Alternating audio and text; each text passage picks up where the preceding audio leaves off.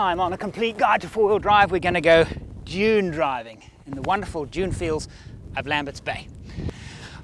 John Rich joins us to help us learn a bit about winching. We're going to lay out some winching techniques, and we're going to prepare a winch. When you buy a new winch, you've got to do a bit of work before you can use it. And we're going to do that. And at the end of the program, we're back in the Kalahari, and this time we're getting lost while looking for water. Dune driving is enormous fun, and rarely does it have a lasting impact on the environment, as long as the dunes are not the stabilized kind.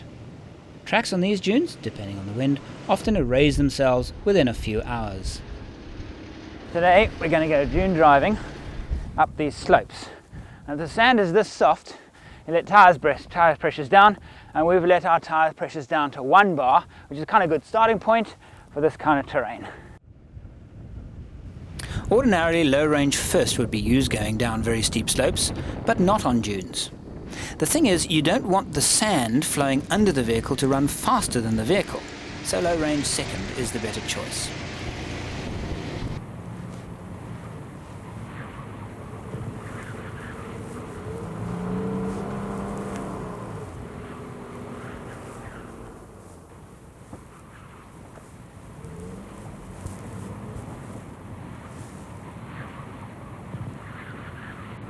Ta-da!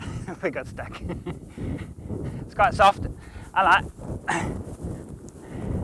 misjudged it a little bit because I thought we had enough clearance to get over. So what's actually happened is we've bellied it. But in stuff like this, it's actually quite easy. We just dig a little bit behind the wheels, back and front, and we'll get it clear. The secret is, once you get stuck, stop before you get deeply bogged. Might not be enough, might be. What happened here was quite interesting. If you have a sand slope and you hit it too fast, the vehicle impacts the sand and it can damage the vehicle. So what I did is I slowed, because here was one of these sharp angles. I slowed a little bit too much, but it's not serious. We'll get out.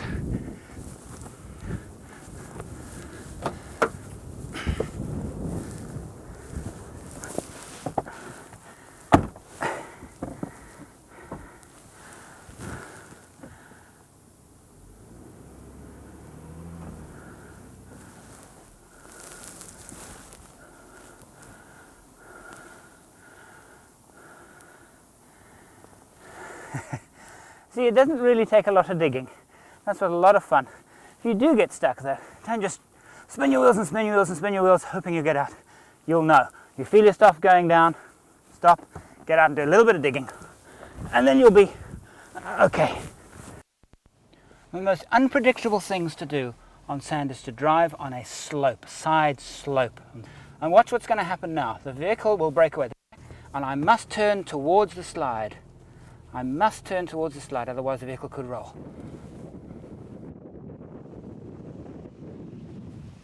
Now it's time to tackle a really high dune. Trouble is, you only get one chance to get it right.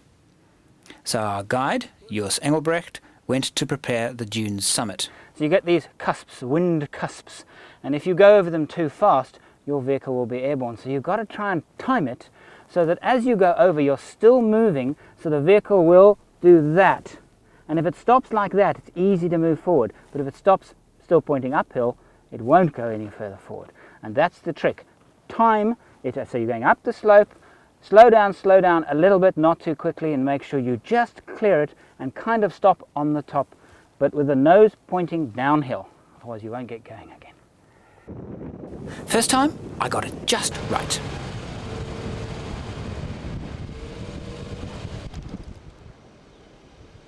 The second time, I didn't.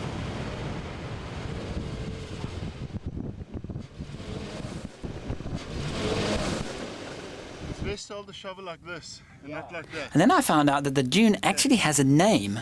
I asked Jos, why has it got a name? Then what's the name of that dune? Rudolf Osborne. The park is cow on the sharp ridge in the summer. Closest door, the car lock, and the key was in the ignition switch. A Pel must go to the town and get his wife. you must get the spare key. Yes. But they eat and drink. Late in the afternoon they come back to fetch the car. And it was this deep into the Dune. As the wind whirls around the car, it goes down and down and down. In simple language, it means don't lock your car with the key in the ignition switch. Dit is 'n Afrikaanse man, nee. Ja, Ek is nie 'n Afrikaanse mens nie. ja, But I did an Afrikaans. This is an Afrikaans translation of my book, ja. and it's yours. And that is the first one off the printer. The very, very first one to come off the printer, and it's yours. Thank you very much. It's my pleasure. Thank you very much. And here's a cap too. There you go. Yes. It's probably too small for you because it was fitted. There you go. There you go. Okay. Now tell me something. What's the funniest thing that's ever happened on the dunes? Many. What's the funniest thing? Drink. Do people drink? Yes. What you call a manadag in English. Mananavik. People that group or what? No, Bachelor party. only the gentlemen, Oh, okay. not wife and children. Okay. Drink, Yeah. came here, drunk Yeah. already. Okay. Made the landy, lay on his side without a scratch. but they pull it up. They got 3 winches to pull it up on his wheels. Yes. And the one stand with the over the cable.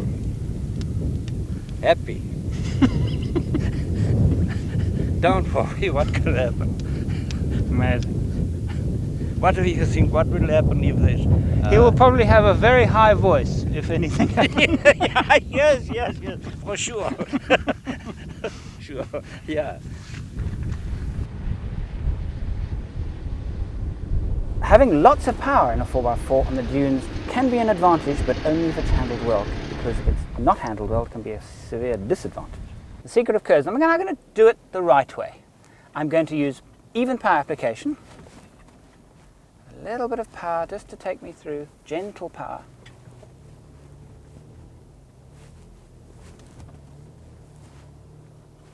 Gentle power, just keeping the car moving, not turning too steeply. Little power to get up the hill, and up she goes. Now I'm going to do it badly. Very powerful car, this Prado. I'm going to use much too much power. And watch what happens.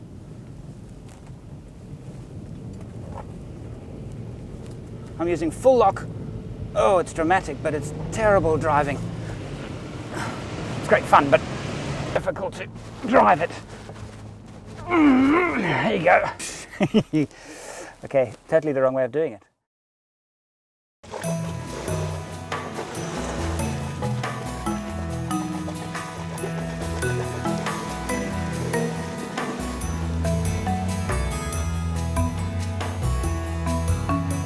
In the recovery slot, John Rich of Stony Ridge Bush Camp discusses winches, layouts and safety. Here we have a typical recovery winch kit on board. We have a snatch strap, your control for your winch, your pull strap, tree protector, bow shackles, gloves and a snatch block. All goes into a kit. It's nice to keep in the kit all together.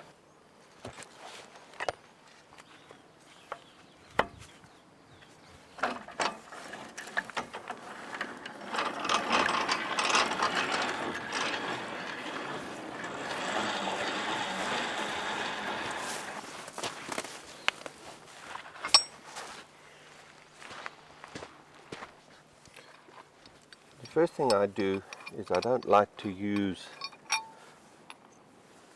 the actual winch portion of it there, so I'm actually going to be using a bow shackle instead of my winch hook, and I'm going to put a safety strap through everything to hold everything in position if something fails on the hook side of it.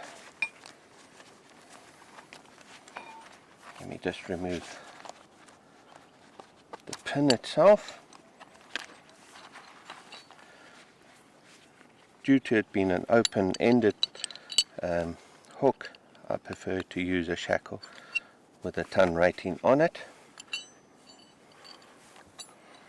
Let's get that through. I need to get my loop. You've got to have a loop right through it and then into here. Get hold of my pin and put that through.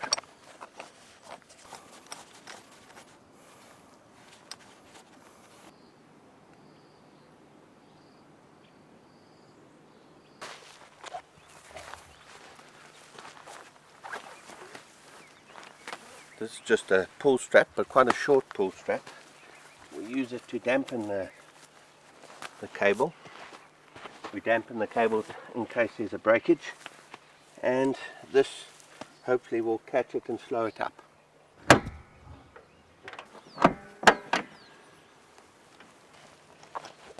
Lock the drum of the winch, and the last thing you do is put your winch control in. We've opened the bonnet for safety reasons. The other is our cable. It must be out of the way of the drum so it can't get caught into the drum. I've looped it around here to keep it out of the way. We want to be as safe as we can. I move behind my door with another protection and sit in the vehicle. Here John is showing us the snatch block as a double line pulley. The cable is run from the winch through the pulley, which is attached to the anchor, and then back to the vehicle. The effect is to double the strength of the pull. It halves the stress on the winch, but the penalty is that the speed of the retrieve is halved. It's good to use the system when the vehicle is really badly bogged. Here's an interesting fact about using the hook on the end of a winch cable. Now, when you can, use that. But it's not an absolute hard and fast rule that you use that. If you want to use the hook, this is what studies have shown. If you hook it on like that and it fails, what tends to happen is it flies up and becomes very dangerous. But if you hook it like that, energy apparently forces it down should it break, which is obviously a lot more safe.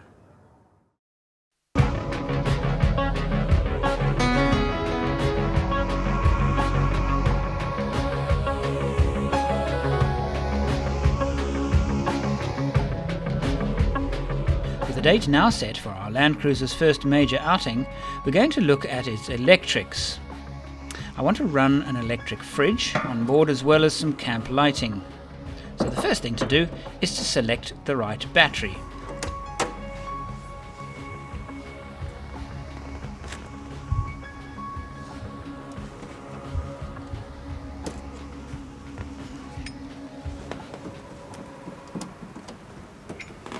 This is a full deep cycle battery, a 105.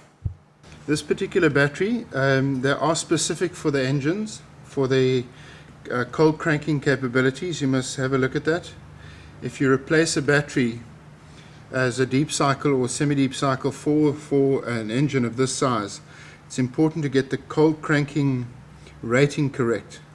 In other words, you might find if you put a normal deep cycle battery into this vehicle, you'll find if it's in the morning and the battery's slightly down and it's cold, it would battle to turn the engine over, hence the cold cranking capacity. What the manufacturers of these batteries have done is, this is not just a breathing hole. They've mounted in here a flash breaker. Now, with the nature of batteries, when batteries are charged, they produce hydrogen. It's the way it happens. It's a chemical reaction, and part of that reaction is a release of hydrogen. What they've done is they've put a breathing hole to release the gas out of here. And if there is an ignition in this area where there's a little bit of hydrogen, the flash breaker will prevent the flame from going back into the battery. So it serves as a breathing hole, but also they've protected it very carefully. Some of the batteries have these little holes on the side over here, and if you have a plate across there, be careful not to squeeze them shut. What happens then is that they're blocked off and the battery bulges out because it can't breathe. Many do-it-yourself enthusiasts wire up their electrical installations themselves because it seems simple enough. Trouble is, most of us don't have the know-how or the equipment to do it properly. The result is an electrical system that doesn't work, or works a bit and then stops working. The most important single element, assuming that the circuits are correct, are the connections. Steve's advice is, don't solder. Crimp. This is his library of voltage-robbing connections that he has removed from some of his clients' vehicles. What I prefer to do is run all the negatives around, especially the heavy cables, around in between the battery and the chassis, like this one here, and all the positives on the other side. This positive lead will run from here to the regulator over here. That is so that if there is an impact on the side of the vehicle, the negatives can pinch and short out, but the positives must be on the inside. It's a little bit of safety thing. If I can do that, that's the way I normally route the cables. A split-charge battery charger is being fitted. Simply put, this permits the freezer to draw power from the second battery without draining the vehicle's battery.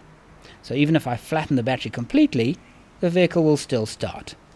When you start up, the full charge goes to the start battery for the first half a minute, and then after 30 seconds it then switches in the auxiliary batteries. There we go, the charge has now come up there. So it's charging into the auxiliary battery 15-16 amps, and it's charging into the start battery 20 amps. And we can tell that it's charging because the voltage is coming up to 13.8. Let's see when this nip and denser switches off. It's a Land Cruiser, so we're using a nip and denser alternator, and the nip and denser switches off at 14.1, and you'll see the charge would be off now. It's come down to 9 amps there, and we're still charging 21 amps into the battery. But we see that the regulator switches at 14.1 volts, which is slightly higher than the normal alternator. Your standard Bosch alternator will probably switch off at 13.9 or 13.8 volts. Okay, this battery here is linked to the rear battery, and it's on the auxiliary charging side.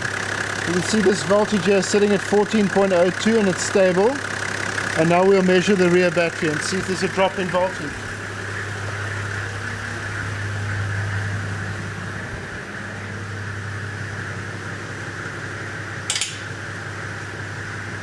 You see the rear one here is 13.98.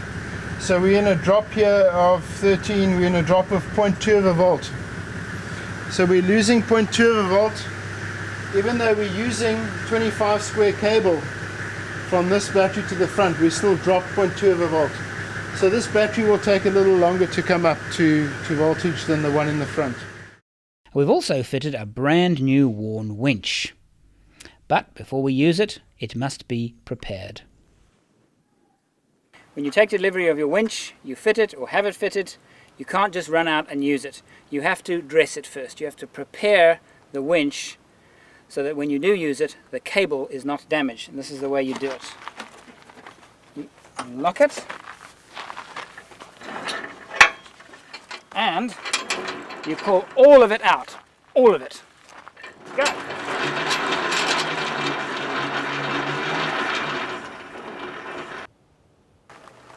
Now what we've got to do is lay the cable onto the drum tightly. If it's loose, tight cable over loose cable, the tight cable will cut through the loose cable, crush it and damage it. This is a vital operation before you run your winch. Okay, we are now intact. I'm going to take off the first two rings around the spool with not too much tension on. Make sure we're engaged. We are engaged. And I've got now two spools around the drum, and they are tightish but not particularly tight. I'm now ready to take up slack. Okay, go. Our vehicle will now roll back down the hill and take tension on the cable. There we go.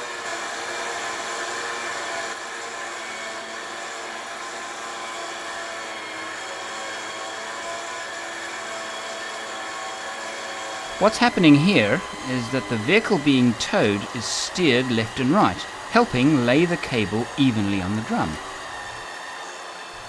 Once complete, the winch is ready for action.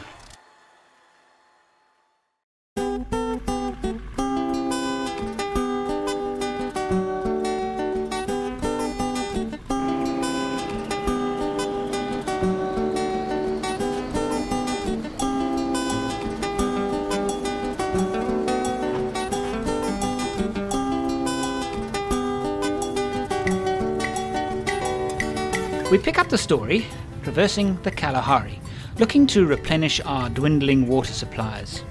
This map that we were given shows a borehole over here. Okay, the borehole is here. Botswana's deepest borehole. It was part of an unsuccessful search for oil. Okay, there is a sand village. They will have water. We need to get past that sand village. It's on the other side of the Ngwatla Pan, and if we're going to the woodlands which are there, we've got to go past the sand village, and we can perhaps pick up some water along there.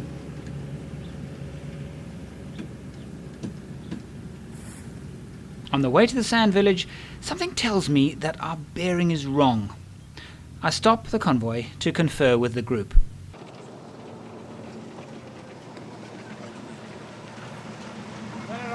Morning. How are you?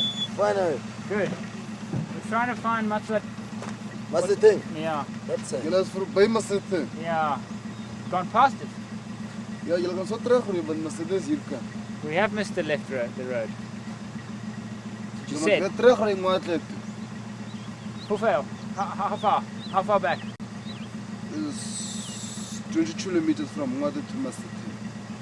22 from? Chulo. Okay. So the left turn is in the village? Yes. Oh, right. On the map, is there a left turn on the village? But it's consistently off the Come track. on, no. So we needed to consistently turn off to the that other to road. put us in the right area because we are here. And we're sitting about there. So we should have taken that road. That is at that, when you cross the pan, Yeah. that's where the village is. There was another turning we should have taken off. And all those people that came to the car weren't actually coming there for tobacco. They wanted to tell us that we'd taken the wrong turning. See, that's the one we should have taken. We're on this one. Is there borehole? Can you get borehole water from the borehole? To Masete. Yeah. Yes, the ball is the Margaret no water. Yes. Maybe we should get some at Ngwatla. Yes, what you can take water Put some- in water. Maybe that's a good idea. Should we do that? Go back, get water. Yes, and straight to Masete. Yes. Good, thanks, mate. Your music here you play. Okay. Okay. Thanks. Okay, thanks. Thanks, guys. Thank you. Yes. This is a British grid system. See, No, there's- I see. Yes, you have to use you have to talk with You see, a posh accent. it's got Latin long, but it's running on a grid system. Oh, yes. See the That's the pen we want. Confuse the enemy, you know. yeah, Yes. yeah, just like we confused ourselves. Yes. We didn't need this to confuse us. Funny, you know, this whole area here looked far better in the lounge. And it was easy. We I mean, knew you where we were in the lounge. yeah, when you're showing somebody navigation, you say, "Oh, no, it's not a problem." You Yeah, you sort of take it about here and there, you know, that's it. I mean, what could be more Oh, simple? absolutely, yes, yes. Go and get another Coke out But of yeah, the fridge. one starts doubting oneself too. Well, I was doubting those coordinates all the way along, but that's, Yeah, and I know why. What? Because you're down because to you were Sun. correct. So now we're going No, because you back. took the wrong turning. So we're going to the sand village. Or is this the wrong map? We missed the turning in the How village. far from the Sand village? the wrong Is country. it sane or You sand? see that? Let's give it I. Let's see how far we are from I.